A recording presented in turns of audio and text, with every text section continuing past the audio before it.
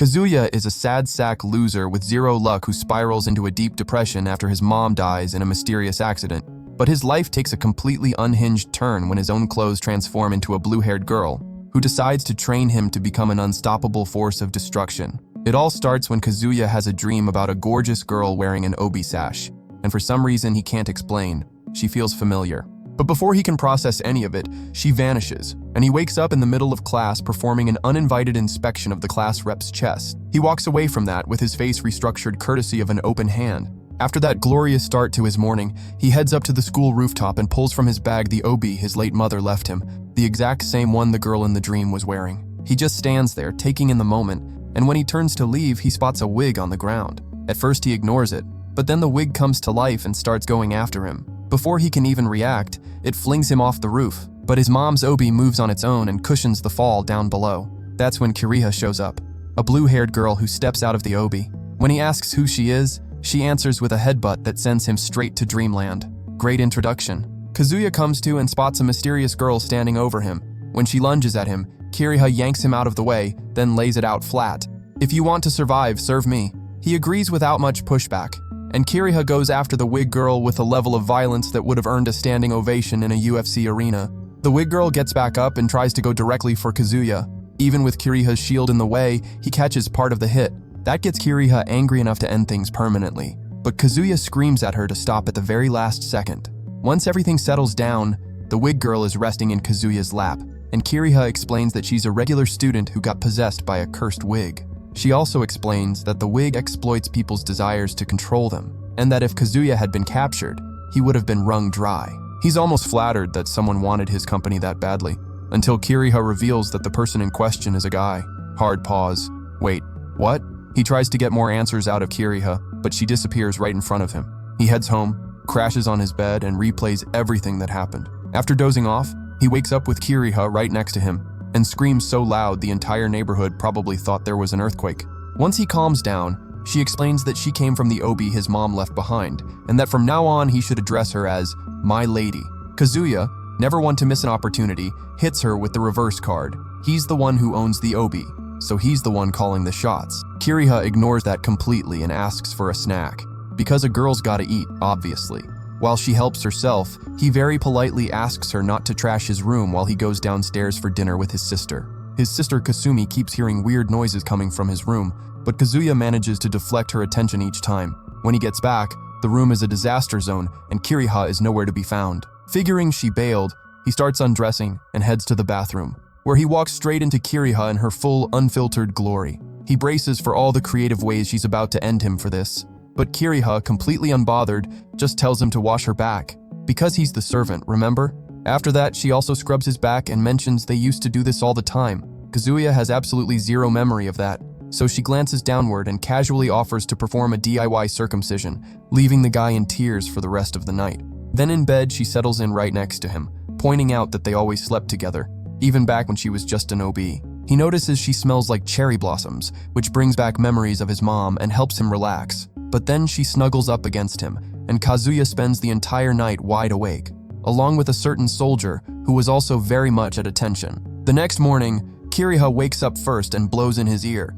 Kazuya, still half asleep, thinks it's his sister and tells her to knock it off. The moment he realizes it's actually Kiriha, she stomps exactly where it hurts and drags him out of bed. As a result, he shows up late, misses the entire first period, and gets chewed out again by class rep Chisato. During the punishment session, he flashes back to the morning chaos. The alarm never went off because Kiriha smashed the clock for being too annoying. He was already heading out the door when she insisted on coming with him. When he told her to stay home, she invoked the servant clause. Kazuya started imagining the social damage of showing up at school with her, so he came up with a genius solution. He begged her to transform back into obi form, wrapped the obi in a plastic bag, put it in a box, tied the whole thing shut, and tricked Kiriha into staying home. Back in the present, he's still internally cackling at his own brilliance, while his friends Shiru and Osamu conclude that his last two functioning brain cells have officially clocked out. Shiru then brings up a rumor about a ghost spotted at school after everyone's gone. Osamu doesn't buy it. When Shiru describes it as a furry monster, Kazuya immediately connects the dots. It's the possessed wig from yesterday. And just like that, he sees the perfect opportunity for a two-person courage test, alone in a dark hallway with his crush. That's when Chisato appears behind them and slaps all three across the back of the head before reminding them about the report that still hasn't been turned in. Kazuya begs to copy from Osamu, but Chisato drags him to the library and forces him to write his own from scratch.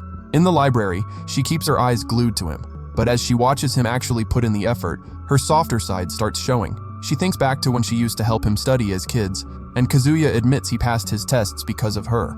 That sends him back to work, but Chisato gets all flustered and quietly asks if she can come to his place to help him with a few things. Kazuya nearly explodes with excitement and is about to say yes, but then he remembers the walking catastrophe currently living in his house and plays it off. When he gets up to return a book, the library doors lock shut, and then Kiriha materializes out of nowhere, triggering the most uncomfortable scream Kazuya has ever produced. Chisato goes to check what happened, and after confirming everything really is locked, Kazuya makes the call.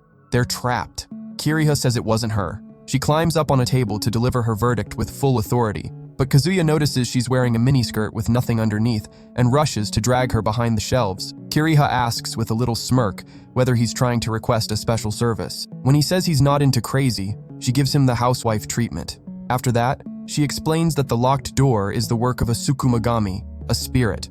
Just like her, a being that emerged from a household object and is called a Sugumo. There exist ones born from raw emotion, the Amasogi. Sugumo have developed consciousness and operate with more rationality, but Amasogi are unpredictable and uncontrollable, like newborns. Kiriha wants to investigate who caused this, but first introduces herself to Chisato as Kazuya's cousin, just passing through the school. Kazuya backs her up, saying she's obsessed with the supernatural and can actually help. Chisato buys it. Kiriha then breaks down the Amasogi for her and pulls out a pair of kimono clasps woven with her own hair. A detector designed to locate the Amasogi, which is born from someone's intense desire. Find the source of the desire, and they can get out easily. They split up to search, and both Chisato and Kazuya find books that set the clasps off, but they quickly realize every single book in the library is triggering the detector. So Kiriha scraps the subtle approach and goes straight to brute force, releasing a burst of power that makes Chisato's jaw hit the floor. Then she tears open the fabric of reality, and they end up in a version of the library that stretches out infinitely. The books turn hostile. Kiriha blocks everything, but when they fuse together into some kind of megazord made of literature, she suggests they run like terrified kids. They find a dead end, manage to shake the monster for a moment, and Kiriha immediately takes all the credit. But the monster blasts through a wall and finds them again. This time it goes straight for Chisato, but the books automatically protect her, which makes Kiriha realize she's the real target of this Amasogi. Kiriha asks Kazuya to replay his conversation with Chisato and identify something significant. He thinks back to her invitation to come to his place and his refusal. Kiriha lays it out. Chisato is the one who created this Amasogi because her desire went unfulfilled. Kazuya closes his eyes, opens his heart, and gently asks if she'd like to come to his place to help him out, and the Amasogi vanishes on the spot. They return to the real library, and Kazuya says he gets how she feels now. But then he interprets Chisato's feelings as a passion for teaching, and she walks away with her heart crushed. On the weekend, Chisato stops by Kazuya's house, walks into his room, and finds him asleep with Kiriha right next to him. She loses it. After some shouting and the discovery that Kiriha broke yet another clock, things settle down and Chisato apologizes for the library chaos. Kiriha says it's not her fault. She explains that what was responsible was the malison, a distortion in reality, also called the rifts. It exists everywhere and responds to human desire to create temporary realities, but always in a very limited way. Since the incident was so large, there had been an abnormal concentration of malison in the library. Kiriha adds that there's supposed to be a system in place to prevent exactly that, and each region has a local deity responsible for keeping things in check. The deity for this area is Kukuri, and Kiriha pins the entire incident on her. Meanwhile, Shiru trips over Kokuyu, a woman with physical attributes that violate several laws of physics, and she mistakes him for Kazuya. When he clears up the confusion, she pulls out a sketch of Kazuya's face and compares. Kokuyu turns to leave, but Shiru, extremely invested in the side benefits of this situation, offers to help. She agrees to let him take her to Kazuya in exchange for a fee. In a flashback, we see that years ago, Kazuya lost consciousness in an accident, and Kukuri was watching over him alongside Kiriha. Worried about what might happen when he woke up, Kukuri sealed the excess spiritual energy inside him along with his memories of the incident. Even knowing she'd lose her powers, because he'd forget her, Kiriha accepted the sacrifice to save Kazuya, even if it meant being reduced to an obi. The next day, Kazuya heads to school after his dad asks him to be back early for dinner together. Kiriha stows away in his backpack as an obi. The moment he walks into class, Shiru immediately starts airing his grievances. He got wrecked because of Kazuya. In the flashback, we see that Shiru brought Kokuyu to a cafe, but she tried to leave early to complete her mission. He had to bribe her with food. When the waitress came over, Kokuyu ordered everything on the menu. She ate more than Goku after a full training arc, cleaned every single plate. The owner raised her arm like she just won a championship. She even got a complimentary cake, and walked out to the whole restaurant applauding. Shiru stayed behind to cover the bill. Later, Kokuyu went to a shrine where Kukuri chewed her out for botching the mission, but Kokuyu argued she'd been surviving on grass and water and just couldn't hold out. Kukuri told her to try again the next day, waiting for Kazuya outside the school. In the present, Kokuyu is on the rooftop. During lunch, Shiru challenges Kazuya to an arm wrestling match to claim his lunch, now that he's completely broke. The moment their hands lock, the whole classroom erupts in panic. Every single lunchbox has vanished. Chisato goes to Kazuya and asks if it could be another Amasogi, but he figures it's just a thief. That's when Kokuyu walks into the room carrying all the lunchboxes, asking where Kazuya is. Shiru has a full meltdown and points her out as the woman who used him as a credit card. Kokuyu says she doesn't have money, but offers to pay in another currency entirely, finally. But when Shiru tries to collect, Chisato takes him out with a flying kick. Kokuyu then walks straight up to Kazuya and tells him to come with her. Kiriha drops into human form and flat out refuses to share her servant with anyone. Kokuyu calls her a kitchen rag and tells her to get lost. Kiriha goes dead serious and is fully prepared to send Kokuyu back to wherever she came from. But Kazuya stops them before their own classroom becomes the battlefield. So Kiriha proposes they settle it the old-fashioned way, literally. Up on the roof, Kazuya explains that if Kiriha wins, she'll accompany Kokuyu to the shrine. Kiriha tells them to clear the tables. Instead of a normal arm wrestle, the two face each other and take turns striking with open palms. A slap battle. After an absolutely legendary exchange, Kiriha wins. Every jaw in attendance hits the floor. The teacher shows up asking why no one came back to class, and by the time everyone looks around, both Kiriha and Kokuyu have already vanished. The girls take Kazuya and Chisato to the shrine. On the way, Kazuya gets a weird feeling of déjà vu, like he's been there before. When they arrive at the Hakusen shrine, they come face to face with the goddess Kukuri. Kukuri asks why Kokuyu brought Kiriha along. Kokuyu admits she lost and honored her word. Kukuri compliments Kiriha's skills, and she fires back that she leads the all-time record at 125 wins to 123 losses. Kukuri disputes that, claiming the real count is 123 wins and a tie in her favor. The argument literally generates a storm. They pause when Kiriha asks why the seal broke ahead of schedule. Kukuri reveals the seal wasn't fully broken. The memories tied to the truth are still locked inside Kazuya. Even so, Kiriha pressures her to reapply the seal and calm the Malison before everything gets worse. Kukuri says she can't do that yet, and asks Kazuya to take on the role of Malison Purifier for the region. Kiriha erupts and tells her to stop with the twisted jokes. Kukuri insists she's not joking and turns to Kazuya. If these strange events only happen around him, has he ever stopped to wonder why? Kukuri drops the truth, because he is the beacon that draws the Malison in. His very presence puts everyone around him in danger. Kiriha has heard enough and tries to walk away, but an invisible barrier blocks the path. Kukuri isn't letting them leave until the situation is resolved. She removes one of her masks and decides to handle this the hard way. Kokyu grabs Chisato and flies far out of the blast zone. Dark clouds roll in as Kukuri tells them to make peace with their final moments. She launches a water-based attack, but Kiriha throws up a shield. Even with 2 layers of defense, Kukuri obliterates both with a water lance. Kiriha sprouts wings and carries Kazuya through the air, dodging everything, but takes a hit and goes on the offensive. The water goddess proves to be far too powerful, and Kiriha ends up badly hurt. She still refuses to go down. When Kazuya begs her to stop, she doesn't hear him. Kukuri summons a massive water planet that crushes both of them. Even against Kukuri's most devastating attack, Kiriha shields Kazuya inside a dome, but she's completely drained and shrinks down in size. Kukuri offers them one more chance to surrender. Kiriha says she'd rather die right there than give up Kazuya. He asks her not to push herself and suggests they accept the terms, but she's not listening, and the fight picks back up. This time, Kiriha can't block the impact and passes out inside the dome. As it starts flooding, Kazuya wakes up in a white void standing in front of an unfamiliar woman, and he fills her in on what happened.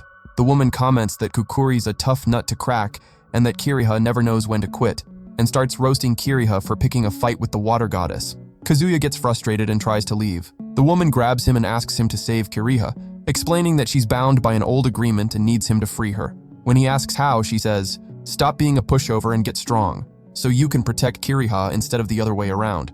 She also teaches him how to use his powers, call Kiriha by her true name and wait for the moment of the final attack. When he asks what Kiriha's true name is, she tells him he already knows and wishes him luck. Kazuya wakes up to Kiriha's kiss. As she pulls him out of the water, Kukuri is right there waiting to land another hit.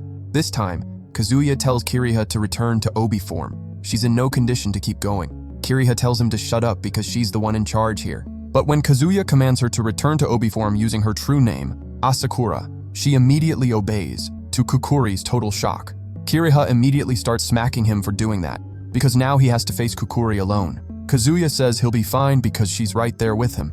And so Kazuya faces off against the water goddess, and obviously has no clue how to use Kiriha properly on the first try, earning himself a string of curses, but he picks it up fast. Kukuri then unleashes one of her heaviest attacks, the spinning water worm. Kazuya remembers the woman's advice and conjures a shield, but Kiriha warns it won't be enough.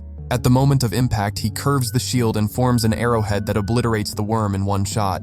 Then he charges in with a spiraling formation. Kukuri raises an ice barrier, and he cranks up the intensity of the spiral to punch straight through it. The impact is massive, but Kukuri survives and grabs Kiriha, pressing an ice lance to her throat to force Kazuya to stand down. To save Kiriha, Kazuya accepts the Malison Purification mission. Kukuri releases Kiriha. The clouds clear, Kazuya catches Kiriha in his arms, and Kokuyu descends with Chisato. Kukuri says she has high hopes for him, but then her mask slips off and she reverts into a little kid, completely obliterating her aura of authority.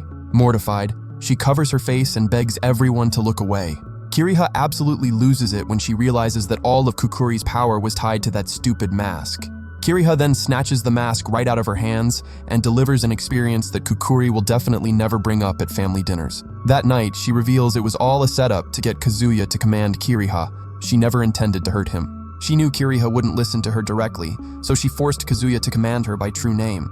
Upon hearing this, Kiriha turns Kukuri into a human Beyblade. Later, Kazuya carries Kiriha home in his arms, and both apologize to Chisato for all the chaos. After saying their goodbyes, Kazuya promises Kiriha he'll commit to purifying the Malison and asks for her help. Back at the shrine, Kukuri wonders whether this was really the right call, and Kokuyu gently reminds her they have bigger problems, like the entire shrine having been reduced to rubble. That night, Kazuya notices Kiriha has shrunk down tiny, and she snaps that it'll take some time to recover. When he moves to check if she has any injuries, she interprets it as a move and puts the whole collection on display. After that, he washes her back in the bath and shampoos her hair, and Kiriha soaks up every second of being little again. She even throws a tantrum in the tub because now he's way too big for her. She thinks back to how Kazuya used Kanaka's technique during the fight with Kukuri, and she remembers years ago when Kanaka asked her to look after young Kazuya if anything ever happened to her. Kiriha brushed it off, fully convinced that no one in the world could ever take down someone as powerful as Kanaka. Lost in those memories, she ends up passing out in the bathtub. Kazuya immediately pulls her out of the water and starts fanning her as she catches her breath. Kiriha dramatically insists she's dying and wants one last pudding cup before she meets her maker, but he's not buying it for a second. Seeing that her clothes no longer fit, he asks his sister Kasumi if she has any old clothes lying around, and Kasumi has a complete breakdown, convinced her brother has turned into some kind of creep. She decides to prove this is a terrible idea, but Kazuya gives up on the conversation and walks out. He calls Chisato asking for help, and she promises to come through.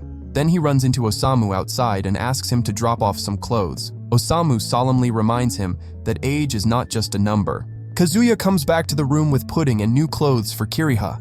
She tears into the bag with full excitement and finds things that would get a content warning slapped on them faster than you can blink. After taking the beating he deserved, Kazuya reveals the clothes came from a friend who thinks he's a wizard, who is apparently a complete degenerate. The next day, Kiriha announces that Kazuya needs to train to fulfill his role as purifier. When he fails completely on the first attempt, she tries to attack him as motivation, but her powers don't activate. She admits she hasn't been able to use her abilities properly since the fight with Kukuri, and that if they run into another wild Amasogi, she won't be able to protect him. That's why she's so insistent on training him. Later, Kazuya is running at the pace of a retired turtle, but she keeps poking at him to stop slacking. Then she shifts into Obi form and compliments his technique against Kukuri, asking him to demonstrate again. Kazuya tries to summon a shield and fails miserably, admitting he has no idea how he did any of it. By the end of the day, Kiriha is completely fed up because they got nowhere, and she genuinely can't wrap her head around how he pulled off everything in the fight against Kukuri. That night in the bath, She gives him a full lecture on the nature of Tsugumo. Most of them take human form because they need a human host to operate at full capacity. Human form lets them skip that step entirely. That form also comes with its own limitations. Before she wraps herself around him and asks him to describe what he feels, he answers, soft and warm. Kiriha mentions that in human form, they're completely indistinguishable from regular people, anatomy included. Wounds that would be fatal for a human are fatal for them too. And if the obi is destroyed beyond repair, she dies. But she's never pushed her limits beyond cuts and bruises. Then she glances down and notices that Kazuya's soldier is also very attentively following the lecture. He bolts out in full panic mode, screaming that it's a perfectly natural reaction. While they're relaxing in the tub, Kiriha reveals that Tsugumo can't exist without humans. Their power comes from the bond with their owner. She admits she only truly accepted Kazuya as her owner during the fight with Kukuri. That's why she used the energy sustaining her own existence to fight, and why she shrank. Kukuri's regression to a child's form is also proof that her own power diminished. With way more to cover, Kiriha suggests saving the rest for later, and focusing on the fundamentals of obi techniques. At the shrine, Kukuri is in full panic mode because there's no money to rebuild, and nobody's writing blank checks for a tiny goddess. When she tries to sweet-talk the construction workers, they slap a board over the hole and disappear, telling her to call when she has the funds. At home, Kazuya practices shields, but Kiriha rearranges his face with her foot because he's too slow. Kukuri also trains in her new form, but she's way off. While Kiriha and Kazuya play Jenga, a torrential rainstorm rolls in, a sign that the water goddess and Kokuyu are having a deeply miserable afternoon. With the wind picking up, the shrine collapses completely. While Kukuri tries to figure out where they're going to live, Kokuyu says she has somewhere in mind. The next day, Kiriha and Kazuya are training under a bridge when familiar company shows up. When Kiriha explains they're working on range, Kukuri dismisses it as way too basic for someone who almost beat her. But when she watches Kazuya struggle to move a simple rock, Kiriha explains the fight was pure luck, and that's basically the ceiling of what he can do. Kukuri has a minor crisis because she's the one who appointed him as purifier, but ultimately decides to let it go. As they head out, Kiriha notices they're going the wrong direction and follows, discovering they've set up a brand new shrine inside a children's playground. Kiriha roasts them without mercy and warns that with the goddess in this condition, the Malison could spread unchecked. But Kukuri checks a forecast that says the odds of Malison spreading this week are extremely low. The next day, Kazuya gets called to the student council office, which throws him off completely. Inside, he finds the president, Tada, who says it's been a while.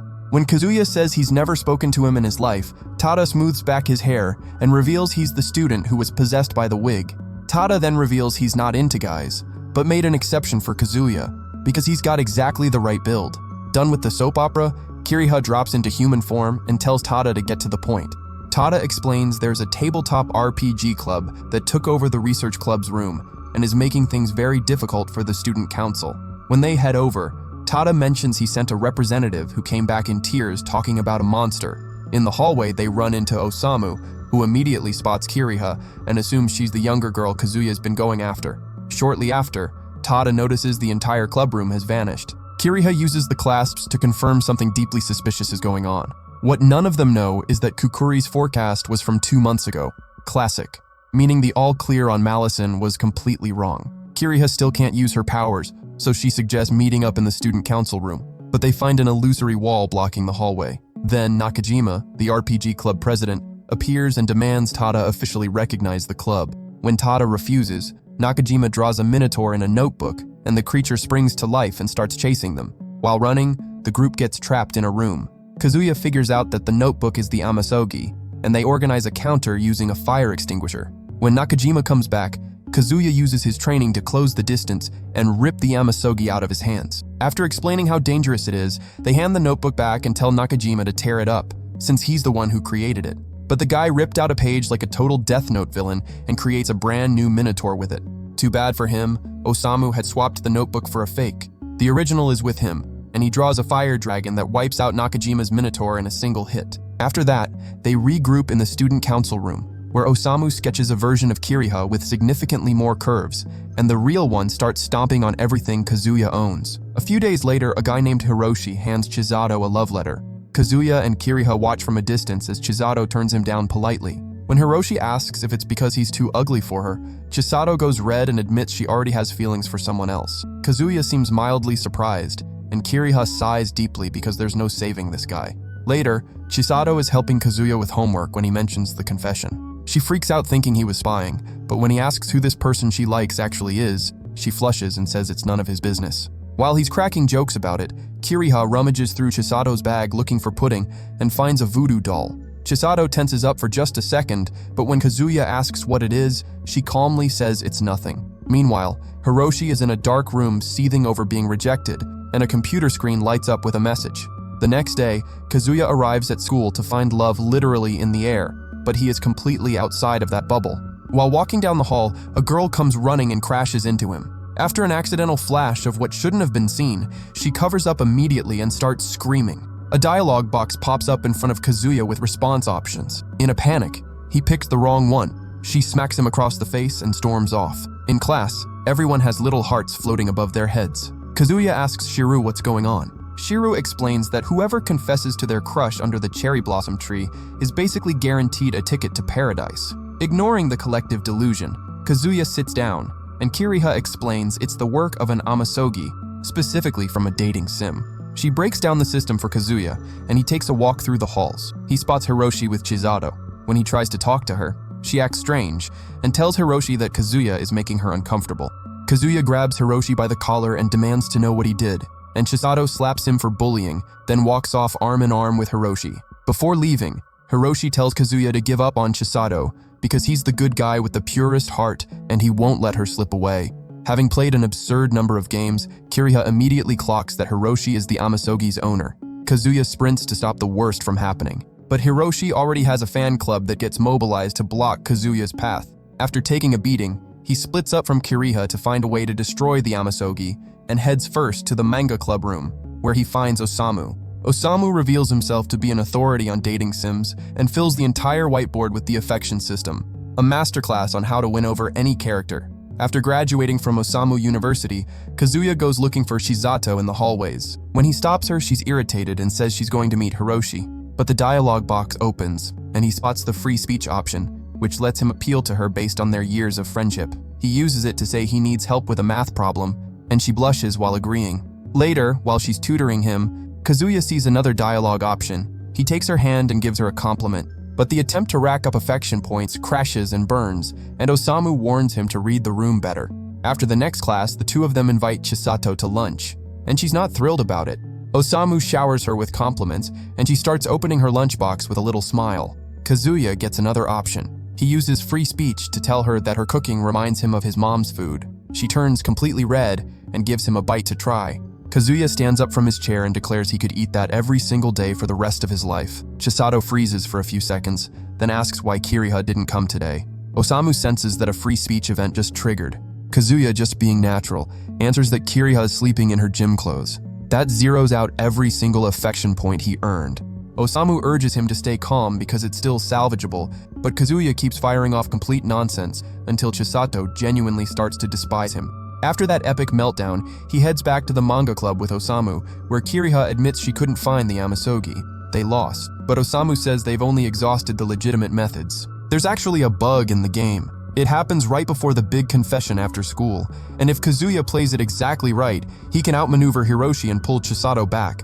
Osamu tells him to think about what could bring Chisato back, and Kazuya starts thinking. Later, right when Hiroshi is about to confess to Chisato, Kazuya comes running in and completely kills the moment. He pulls two dolls out of his backpack. One of them is Chisato's, and asks if she wants to play house again. That sends her straight back to childhood. Kazuya used to be embarrassed about being seen playing with dolls and had decided to quit, but Chisato had asked him to hold on to one of the dolls so they could play together again someday if he ever wanted to. That memory maxes out her affection in a fraction of a second. Her eyes fill with happy tears as she runs and throws herself into Kazuya's arms, leaving Shiru and every viewer of this series confirmed for a lifetime of suffering. Shiru runs off and hides somewhere in the school. Kiriha goes to find him while Chisato and Kazuya end up in the nurse's office. She checks how he's doing, and he says he's just tired. He closes his eyes, and she lies down in the bed next to him, but he wakes up tied to the bed with Chisato on top, trying to take what isn't hers. Meanwhile, Osamu and Kiriha find Shiru, who reveals he was running the game from the computer lab. Osamu's face drops. The computer version is rated for adults, and it ends with a lot more physical activity. They sprint to the lab to destroy the game just in time for Kiriha to find Kazuya and Chisato one step away from crossing a line you can't come back from. The next day, the two of them avoid eye contact in class. Kiriha tells Osamu they were already separated when she got there, and that Kazuya refused to spill anything even under interrogation. Then she heads to the toy shrine to give Kukuri a piece of her mind over the false forecast, and Kukuri apologizes for the error. Kazuya asks Kiriha to ease up, but she keeps laying it on until Kokuyu shows up in a uniform to announce she's heading out. When Kazuya asks where, she reveals they need money to rebuild the shrine and pay for the Malison forecast, so she got a part-time job. Once Kokuyu leaves, Kukuri puts on her mask to face Kiriha, but all she can conjure is a puddle, which sends Kiriha into hysterics as she locks Kukuri into a human mortar. Kazuya steps in and tells Kiriha that if she doesn't let Kukuri go, there's no pudding. Kiriha lets go immediately. He goes to buy some, and Kiriha uses the alone time to pull Kukuri aside for a real conversation. She asks why Kukuri's power is so depleted, but Kukuri says she still can't say. She'll explain when the time is right. Kiriha goes dead serious and demands to know what's going on and why Kukuri is pushing Kazuya into the purification role. This sets off another argument, and Kukuri dissolves the tension by suggesting they build sand castles together. But some boys come by and destroy the castle, laughing at them for being covered in sand. Kiriha immediately tears off after them to teach them some manners. Kazuya comes back with pudding and is genuinely confused to see Kiriha chasing down a group of kids. Later, Kiriha tells Kukuri to give her a bath because she's too embarrassed to let Kazuya do it after that. Kukuri notices that Kiriha's proportions have already grown back, and Kiriha realizes she's gotten taller too, a sign that her spiritual energy is returning. When they get in the tub, Kiriha asks again about Kukuri's depleted state. When she refuses to answer, they straight up wrestle in the bathtub until they're both exhausted, and Kazuya ends up having to fan them both dry before sending Kukuri back to the park. That evening, Kazuya eats half his dinner and was going to take the rest up to Kiriha, but his sister Kasumi thinks he's secretly hiding a cat. When she realizes Kiriha is sitting right at the table with everyone, he finds out that both Kasumi and his dad Kazuaki already know her. Kazuaki then tells the story of how back in school he tried to give Kanaka a love letter, and Kiriha tore it up right in front of both of them. When they went to the movies, he tried to hold Kanaka's hand. Kiriha intervened. She systematically destroyed dozens of his most romantic moments, and he still visibly fears her to this day. While they're having pudding, Kazuya decides to bring some over to Kukuri and Kokuyu. But when he gets to the park, he finds everything wrecked and Kukuri crying in Kiriha's arms. Kokuyu explains that a kid got hurt on the slide, and the city removed the playground equipment as a safety hazard. Kiriha remembers she's the one who chased that kid down to teach him a lesson, so she takes them both back to Kazuya's house. At the family meeting, Kasumi flat out refuses to let her brother live under the same roof as two walking violations of the laws of physics. Kazuaki also refuses. Kiriha starts reading his old love letters to Kanaka out loud, and the man folds instantly. The next day, Kazuya wakes up and heads to the bathroom, and walks straight into Kokuyu and those two phenomenons. He steps back all awkward, but Kokuyu says completely unbothered that it's totally fine, and that he's welcome to pet her puppies if he wants, since she's grateful for everything. After that, Kiriha drags Kukuri over to another goddess's shrine to borrow money. When they arrive, Kukuri calls out for Taguri, who opens the shrine doors and sucks them all inside, introducing herself. Kukuri, visibly mortified, says she needs another loan. Taguri agrees, if Kukuri can win a memory card game. Despite how simple it sounds, Kukuri knows there's a catch, and whispers something in Kiriha's ear to keep her on guard. After rolling the die, Kiriha goes first and finds the 5,000 yen pair. After losing her turn, Kazuya flips two cards, both of which trigger forbidden actions, which immediately sets Kiriha off. Kukuri explains that Taguri designed the game to satisfy her own questionable tastes, and one glance at the banner on the wall confirms it. Taguri is very much into younger girls. Kiriha tries to bolt, but Kukuri grabs her and reminds her they need the money. The game goes on, Kukuri keeps flipping the wrong cards and loses her turn. And finally, it's Taguri's turn. She lands on the kiss pair, leaving both of them pale with dread over their V cards. Taguri picks Kukuri for this round and delivers a cardiac event straight to her throat. Then she lands the chopstick game pair and uses it to sample Kiriha's dessert. She keeps matching forbidden cards, sending both of them to the stratosphere multiple times in a row, until only one card is left face down on the board. Taguri ends up revealing one half of the full-body massage pair, and since she knows exactly where every other card is, Kiriha distracts her by asking to be taken to the bathroom. In that window, Kukuri seizes the moment and rearranges the card positions. When the two come back, Taguri clocks the move immediately. She identifies fingerprints on the cards and warns she'll apply serious punishment if she flips the right one. By some miracle, she flips the wrong one. Then it clicks. The cards were never moved at all. Kukuri simply wiped the fingerprints off the original cards and transferred them to different ones. Kiriha declares victory with her chest puffed out, until Taguri points to the fine print on the board. Touching cards outside of your turn is strictly prohibited. Since the rule states that all remaining cards now belong to her, Taguri takes full advantage of that to leave both of them with their knees completely gone.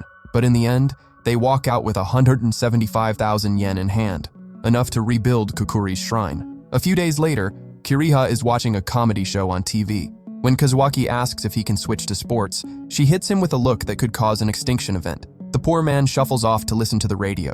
But when Kiriha starts cackling completely uncontrollably, Kasumi turns off the TV and tells her to do something useful, like Kukuri, who's wearing an apron and helping with chores. Kiriha refuses categorically. Kasumi then threatens to cut off the pudding supply, and Kiriha snaps into domestic mode instantly. After a full day of prep work, Kasumi realizes she's out of sauce. She sends Kazuya to the store, and he takes both little girls with him. The girls immediately start drooling the moment they lay eyes on the candy and chocolate aisle. Kukuri helps Kazuya grab the ingredients, but when she spots a couple in the store, she drifts into a full daydream about weddings, romance, and Kazuya in a suit. Right in that moment, Kiriha shows up with a basket full of pudding cups. Kazuya returns every single one to the shelf, and she immediately launches into a mournful little song that pulls the attention of the entire store. In the end, he caves and buys one small pack, and she lights up like she just won the lottery. On the way to the checkout, Kukuri spots her favorite snack. But unlike Kiriha, she decides not to give Kazuya any grief over it.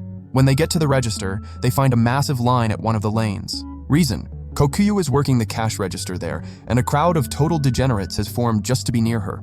Once her shift ends, the group heads home and has dinner with the family. When they're done, Kiriha bolts to the kitchen for pudding, and Kukuri watches with a little sad look on her face. Kazuya then produces Kukuri's favorite snack, revealing it had been on the shopping list all along because she'd been on her best behavior. She lights up completely. The next day, Kazuya finds himself in the bathtub with the girls under deeply awkward circumstances and starts piecing together how he ended up there. Before any of this, he'd gotten to school and was floored to see Shiru surrounded by every girl in class, completely fawning over him. When Shisato tried to restore order, the girls turned on her and told her to get lost. Osamu found the whole thing suspicious, because not a single girl had ever come within 10 feet of Shiru voluntarily. Kiriha hopped out of the backpack and confirmed, yes, this is absolutely an amasogi, and Kukuri had already warned that the malison levels would be spiking this week. Since it's Kazuya's job to clean up this kind of mess, he went straight to confront Shiru, accusing him of using some magic item to turn the whole school into a circus. He told him that love was an illusion, and that he needed to destroy the object immediately.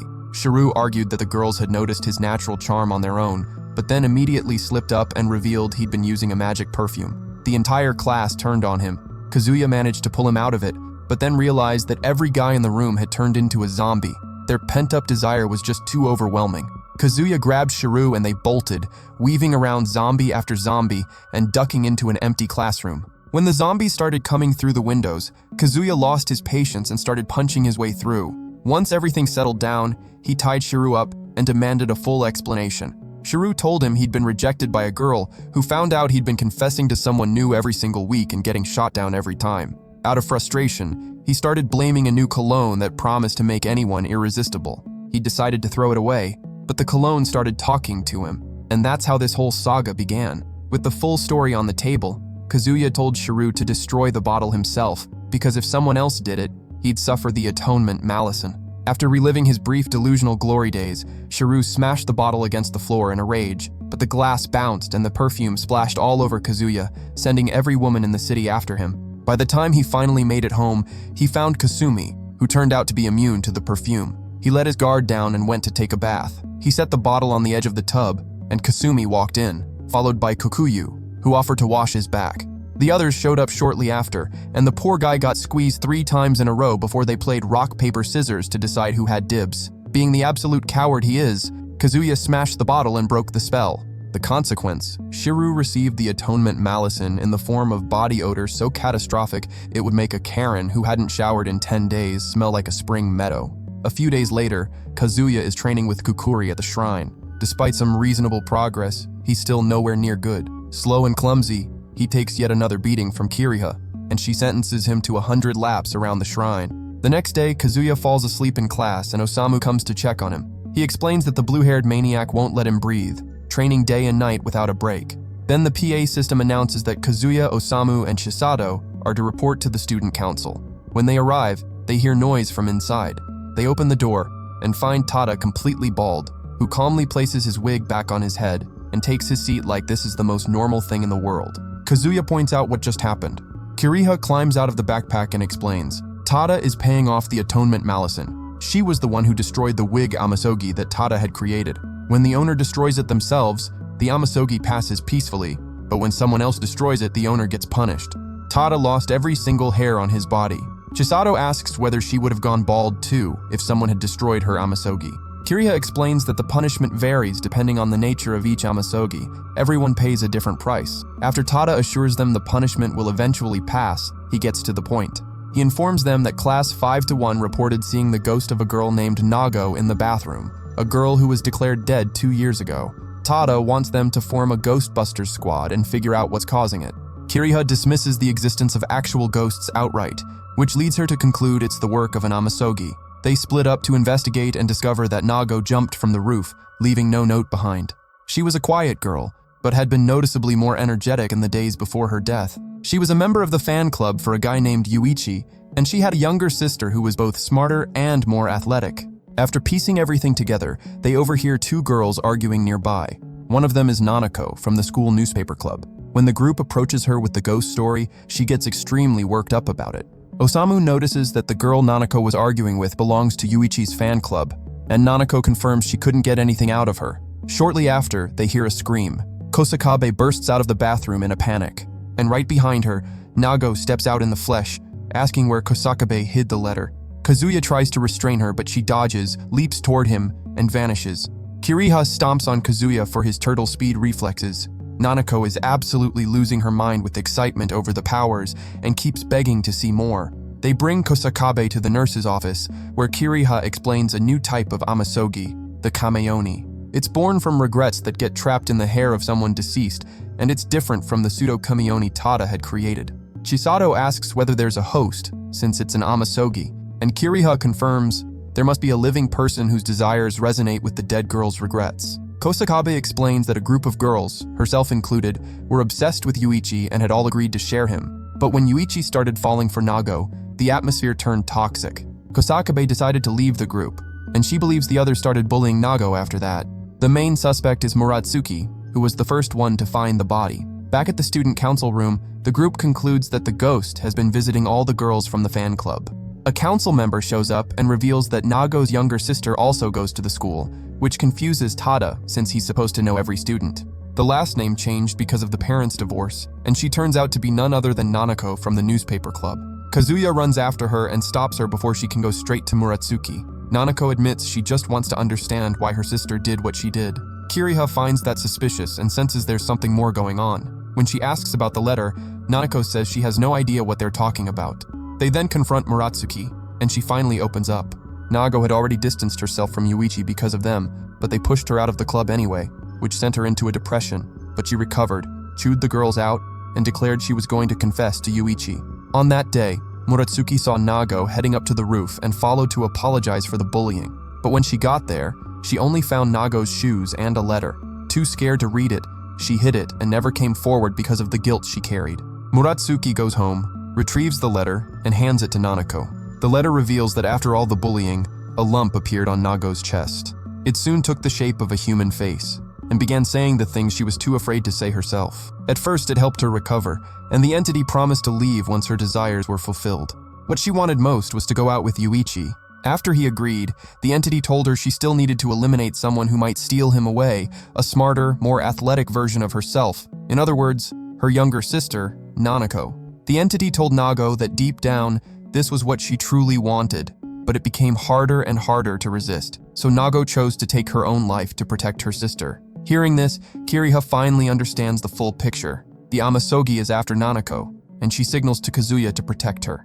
A high-stakes fight breaks out between Kazuya and the Kameoni, but he's way too outmatched for the ghost. Kiriha tells him to run, but he flat-out refuses. She then guides him through how to defeat the spirit, and against all odds, he pulls it off. Kiriha delivers an emotional speech to Nanako. Her sister gave her own life to protect her, so she has an obligation to live for that. Then she praises Kazuya for pulling through, but smacks him for ignoring her orders. Somewhere else, the fire goddess Honoka goes all out on her student in an intense training session. After the student walks away without a scratch, Honoka designates her as a Malison Purifier. The student, Sunao, asks permission to travel to the city of Kamioka to fulfill her duties, and Honoka gives her the green light.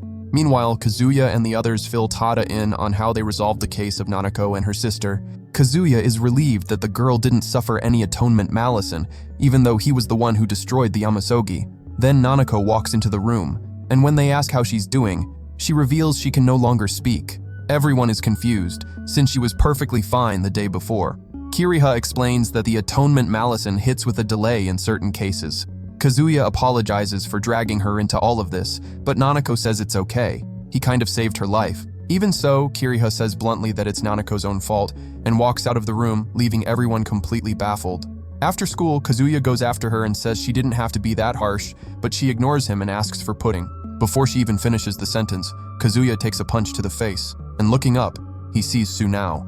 She goes at him again, so Kiriha climbs out of the backpack demanding to know why she's targeting him. Sunao tells her to stay out of it and attacks Kazuya again, and an all-out brawl erupts. Even with Kiriha holding her own, Sunao puts her down quickly and clocks Kazuya in the face. She then humiliates him for being so weak before walking away, but Kiriha tries to hit her from behind. Kotetsu blocks the attack, leaving both Kiriha and Kazuya stunned. Sunao reprimands Kotetsu for interfering in her battle and reminds him that he is nothing but a tool, then forces him back into katana form. After that, she introduces herself and reveals she came to test their abilities. She turns to Kazuya and asks why a Malison Purifier is such a pushover, and declares him unworthy of being Kanaka's successor. Kazuya doesn't remember her. When she mentions that Kanaka is his mother, he realizes he's seen her in a dream. Kiriha demands to know how Sunao knows Kanaka, but she refuses and says she needs to report to the local deity about what happened. Kiriha, who knows that deity personally, brings them to Kukuri's shrine, where the tiny goddess attempts to look intimidating and gets completely roasted by Kiriha. While Sunao looks after her, she thinks back to having seen Kazuya use Kanaka's techniques against the Kamioni. After that, she visited Kukuri's shrine, where she learned that Kanaka had passed away and that the obi was with her son, Kazuya. That day, Sunao had asked Kukuri's permission to challenge Kazuya to a duel, and Kukuri, in a fit of remarkable generosity, agreed. Sunao then reminds everyone of the rule: the strongest warrior in a region claims the title of Malison Purifier for that area. But Kazuya is more useless in a fight than Sakura on the battlefield, and he absolutely does not deserve the position. She considers herself the most qualified candidate and challenges him to a duel for the title, leaving him in a state of complete shock. A few years back, Sunao's brother Su was killed. She went to Honoka and demanded a powerful weapon to avenge him. Honoka sent her away. Unlike her brother, she wasn't a purifier, and Su had fallen in a fair fight, which meant she stood absolutely no chance. The goddess reminded her that Su only ever wanted her to live happily, and that he became a purifier precisely to protect her. He died doing what he loved, and Honoka asked Sunao to honor his wishes, but Sunao went home and went all in on training with Kotetsu, announcing they were going to get stronger together. One day, she went into the forest using Kotetsu to track the monstrous Amasogi that had killed her brother, and ran straight into Kanaka, who destroyed the creature with a single strike. Furious, Sunao launched herself at Kanaka, and Kiriha put her down without breaking a sweat. When Sunao came to, Kanaka gently asked why she had attacked, and she told her everything. Then she completely lost it, because Kanaka had stolen her chance at revenge. Kanaka simply said, "Get stronger and challenge me when you've grown up." In the years that followed, Sunao kept challenging Kanaka without ever coming close to winning. To get stronger, she enrolled in a school for Malison Purifiers, but by the time she graduated, Kanaka was already gone. Sunao admits that even though she came looking for revenge, she ended up genuinely admiring Kanaka for everything she taught her. As her student, Sunao believes she deserves to be the successor, and she challenges Kazuya. Kiriha accepts on his behalf, fuming, but when she looks over at Kazuya, the guy looks like he's completely lost the will to exist. The next day, Kiriha goes to drag him out of bed for training, but he hasn't moved, lying there depressed and completely checked out. He blames himself for the atonement malison suffered by Nanako and Tada, and since he attracts malison, he figures the world would be better off without him around. Kiriha reminds him of his duty, but Kazuya believes Sunao would do the job better. Hearing that, she runs out of patience, drops the shield, and crawls under the blanket with him. As she curls up next to him, she says quietly that locking himself in his room doesn't fix anything. She thinks he's running away, but Kazuya says he just doesn't want anyone to get hurt because of him. He also thinks Kiriha is tired of him. She grabs his stuff and squeezes in frustration, saying she never once thought that. She tells him she'd be right there beside him even if he quit everything or became the biggest failure in the world. She rambles about how she wouldn't even be here without him, and then she finally admits out loud that she'd be lonely if he was gone. Hearing that, Kazuya takes a deep breath and promises to give it everything he has as a purifier. At that moment, an intense light floods the room, and Kiriha grows back to her full size. She rewards Kazuya by showing him exactly what those hands of hers are capable of. After that, she recalls that Tsunao had shown him all of her techniques because she wanted a fair fight, giving him a week to prepare. Kiriha admits that Tsunao is way stronger than him, but when Kazuya promises he won't give up, she shifts into full hype mode and promises a special prize if he wins. Right on cue, Kasumi and Kukuri walk into the room and drag Kiriha out, leaving the guy hanging. Later, Kiriha takes Kazuya under the bridge to train with long-range obi work, and the progress is noticeably better than before. She then breaks down Tsunao's close-range advantage since she uses a katana. But Tsunao also has her wind slash and ground tracker, which gives her a range advantage too. On top of that, Kiriha is made of fabric, and Kotetsu is made of blade, meaning the little guy can literally slice her clean in half. Chisato concludes that Tsunao and Kotetsu have the advantage in every single scenario, but Kiriha says she has an ace up her sleeve. Meanwhile, Tsunao is training with Honoka and managing to hold her own on equal footing. After the session, Tsunao tells the goddess there's no way she can lose. Kazuya is weaker than Yamcha, and her training under Kanaka already taught her most of the obi techniques. She's confident. But Kotetsu asks permission to speak. Tsunao tells him to be quiet. Honoka grants permission and he points out, even if Kazuya is weak, he is a Malison purifier, and must have passed a qualification test to earn it. He asks Tsunao not to underestimate the protagonist, but she figures Kazuya just used the wall shield to defend himself against Kukuri, and while the defense is excellent, the wall shield leaves the user completely stationary, which won't work against her. She tells Kotetsu to just follow orders like the tool he is. Even if he keeps his mouth shut, Honoka knows he's right. That night, Kiriha forces Kazuya to share the tub with her. He admits he still gets flustered because she's a girl. She tells him to get his head out of the gutter and explains that Kukuri created water dummies that will absorb all damage received by the participants, a safety measure to prevent serious injuries during the duel. When a dummy breaks, the duel ends, but Kiriha reveals that the dummies only absorb damage for the humans, which means she and Kotetsu remain fully vulnerable. To compensate, she can use projections. They're not as strong as the real her, but they can regenerate as long as spiritual energy holds out. The obi also recovers, but during that window, Kazuya is left without it, and has to rely entirely on the projections. At his current skill level, he can maintain 2 projections beyond the real obi, and he'll need to think carefully about when to use each one. Kiriha also tells him to use the real obi if he has to, even if it means putting her at risk. Kazuya goes quiet. She tells him to say what he's thinking, and he says he can't afford to let her get hurt.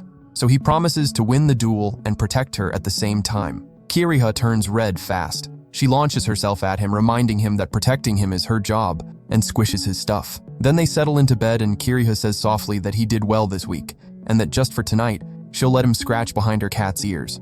Later, Kiriha falls asleep, while Kazuya has another encounter with Kanaka in the White Void. When he tells her he promised to protect Kiriha, Kanaka laughs and says, Kiriha is the one who always protects everyone else. That's how it's been with every owner she's ever had, so telling her he's going to protect her must have broken her heart from sheer emotion. Kanaka teases that Kiriha might be falling for him after everything he's put her and everyone around him through. After dropping a few more provocative hints, Kanaka asks him to accept Kiriha's offer and show what his fingers are made of. But Kazuya says he loves how things are right now and doesn't want anything to change. That fills Kanaka with pride, but she realizes it's time to go. As she turns away, Kazuya starts to wonder if she really is his mother. Kanaka tells him not to overthink it. That part of his memories is still sealed. The next day, Kazuya arrives at the shrine where Kukuri will oversee the duel. She lays out the 3 ways to win: push the opponent outside the shrine's boundaries, deal enough damage to shatter the opponent's water dummy, or forfeit like a coward. After all 4 participants run through their internal monologues to build up the tension, Kukuri calls the start. Kazuya charges straight at Tsunao with a fake projection to close the gap. She launches him backward. He uses the projection again, and when she fires a ranged attack to destroy it, Kazuya uses the second projection to blindside her and land a hit. Kukuri watches closely. Honoka appears in dummy form to watch the duel and is genuinely surprised by Kazuya. She'd been told he was completely hopeless. The duel continues, and Tsunao starts reading his counterattack patterns. So he switches it up and forms a tangled ball. something she's never seen before. Despite Kotetsu's warning, Sunao moves in and realizes her mistake too late. The ball transforms into a hammer at the last second and sends her flying. After eating that hit, Sunao starts taking his trick seriously and shuts everything down, and still manages to land a clean hit on Kazuya and put him on the defensive. Sunao learns to extend her attack range by dialing back the power, and Kazuya is forced to use the real OB to block. After taking the damage, the OB disappears to regenerate, leaving Kazuya with just one projection and the real OB. With Sunao closing in, he refuses to use the real OB as a shield out of fear of hurting Kiriha. When Sunao goes for the strike, Kazuya pulls off a brand new move called Hand Redirect and completely deflects the attack. Kukuri and Honoka are left with their mouths open at this improvisation. Before Sunao can recover from the shock, Kazuya counterattacks and deals even more damage to her dummy. One hit away from losing, Sunao starts to fall back, but Kazuya goes after her to finish it. He makes a small error and eats the second hit. Now both of them are one strike away from the end. Kiriha tells him he can only block with both obis. Sunao calculates that she needs to close the distance and finish him with the katana. At that moment, Honoka declares that Kazuya has already won, because they've reached a stalemate that buys Kiriha time to recover. She also reveals that she used the Celestial Flame, her most powerful attack, on Sunao during the tests, and Sunao dodged it cleanly because it was within her range. Honoka believes Sunao can't close the gap between herself and Kazuya at this point, but Kukuri disagrees. Meanwhile, Kiriha advises Kazuya to play defense, but he refuses because he wants to beat Sunao at her absolute best. When Kiriha asks what he's trying to pull, he reveals he wants to prove to her that Tsugumo are more than just tools. He then moves towards Sunao, which throws her off completely, since he would have had the win if he just waited. When she understands that he genuinely wants to face her at full power, she readies her ultimate technique, the Wing Cutter, the same move she used to deflect the Celestial Flame. Kazuya then fuses with Kiriha and reveals a secret technique, Divine Possession, which is only possible when the bond between user and Tsugumo runs deep enough. This gives Kazuya something in the neighborhood of Ultra Instinct. When Sunao fires the Wing Cutter, he uses the Obi armor to redirect it. The two launch into an epic back-and-forth exchange that stretches on until Kazuya breaks ahead, shatters Kotetsu's guard, and drives his open palm into Sunao's midsection with a move called Spiral Serpent, obliterating her water dummy. Kukuri declares Kazuya the winner. Kiriha climbs out of the backpack and squishes his stuff as a sign of approval. While Sunao tends to Kotetsu, Honoka breaks down why she lost and reveals that Kotetsu will be fine after some recovery time. She also points out that Kazuya could have destroyed Kotetsu if he'd chosen to, and that Sunao should respect him for fighting with integrity. Sunao finally accepts the defeat and gives a bow before walking away. Kazuya is surprised. He thought she saw Kotetsu as nothing more than a tool. Kiriha says that was just her inner tsundere at work. Kukuri remarks that they barely pulled it off. Kiriha argues they were just putting on a show. Mid-argument, Kazuya collapses from exhaustion and stays in bed until that night. Kiriha explains it's a side effect of divine possession and assures Kukuri that he'll recover. Kukuri asks whether Kiriha would have protected him if he'd passed out mid-fight, and she admits she would have been useless, still in recovery herself. She adds that they'd only tested the technique for a few seconds during training, and that was the first time they'd ever actually used it for real. Then Kasumi calls everyone down for dinner, but Kukuri feeds Kazuya by hand. When Kasumi asks what happened, the girls dodge the question, and she arrives at the conclusion that her brother got used until he broke. Kiriha then suggests they help Kazuya beyond just food. Kukuri agrees. Kiriha reveals they should give him a warm bath. Kazuya says he can skip the bath tonight, but Kiriha points out that he was sweating like crazy during the duel. Kukuri starts visibly sweating from embarrassment just from looking at Kazuya. So Kiriha puts a blindfold on him to make the whole situation more cinematic. Kukuri starts washing his back, telling him he deserves a special service after everything he did today. Once she finishes, Kiriha turns him around and asks Kukuri to take care of his sacred sword. Kukuri goes completely red, but she thinks back on everything he's done for her, and proceeds, unveiling Kazuya's ultimate weapon in full battle mode. After all of that, Kukuri is the first one to fall asleep, so Kiriha decides to give Kazuya an entire night's worth of rewards. The next morning, Kukuri wakes up completely exposed and has a full meltdown, and Kiriha ties her up with Yobi. The commotion wakes Kasumi, who comes rushing in to protect her innocent little brother, who doesn't even remember what happened because he passed out halfway through. Later, while Kazuya heads to school, Kiriha stays home planning something with Kukuri and Kokuyu. Meanwhile, Sunao runs into her mother, Suzari, who tears into her for losing to some boy and damaging Kotetsu. Since she initiated the duel and lost, she's been disinherited. The clan doesn't tolerate failure. There are exactly two ways to reclaim her inheritance. The first is to end Kazuya's life. which she knows she's not going to do. The second is to marry Kazuya, which is equally unthinkable for someone with a tsundere streak that deep. Meanwhile, Kukuri's shrine got wrecked again during the duel, and Kokuyu can't cover the repairs on a part-time paycheck. She suggests borrowing more money from Taguri, but Kukuri refuses, because Taguri is a deviant who belongs behind bars. Kazuya gets to school and hears that a new transfer student is coming. Shiru is already imagining proportions that defy all known physics, but the teacher cuts him off. When the teacher asks the new student to come in, it's Kiriha. From the first moment he summoned her to now sharing a classroom with her, Kazuya realizes just how far the two of them have come together. And that's it for today. If you enjoy anime recaps like this one, drop a comment down below. I read every single one. Check out this other video too, you're gonna love it. Thanks for watching, and I'll see you in the next one.